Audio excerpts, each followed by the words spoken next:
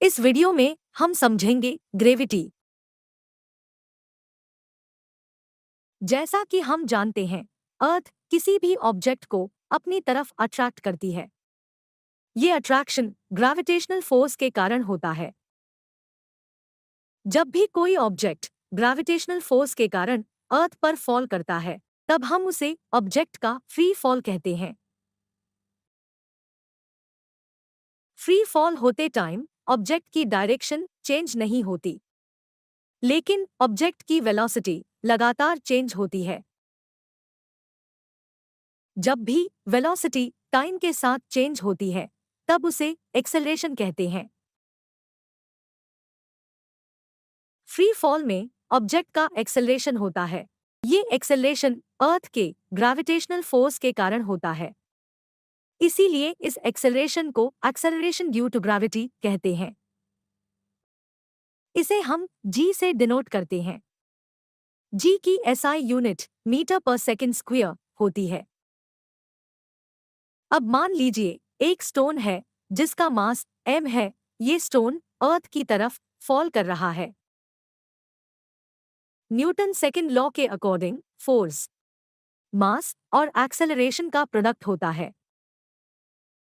हम फोर्स को F equal to ma के फॉर्म में एक्सप्रेस कर सकते हैं।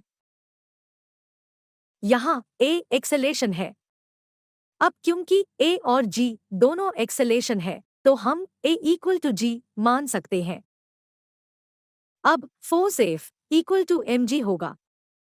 यहाँ g acceleration due to gravity है। अब अगर हम ग्रेविटेशनल फोर्स को रिकॉल करें, तो F की वैल्यू कुछ ये होगी। यहाँ कैपिटल M अर्थ का मास है, स्मॉल m ऑब्जेक्ट का मास है और r उनके बीच का डिस्टेंस है। अब अगर हम इक्वेशन 1 और 2 को सॉल्व करें, तो हमें स्मॉल g की वैल्यू मिलती है। अब मान लीजिए कि ऑब्जेक्ट अर्थ की सरफेस के पास है।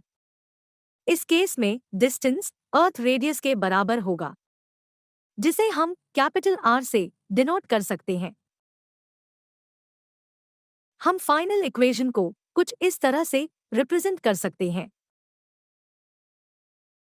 इस फाइनल इक्वेशन में gravitational constant, mass of earth और रेडियस की वैल्यू पुट करें तो हमें ग्रेविटी g की वैल्यू मिलती है 9.8 मीटर पर सेकंड स्क्वायर।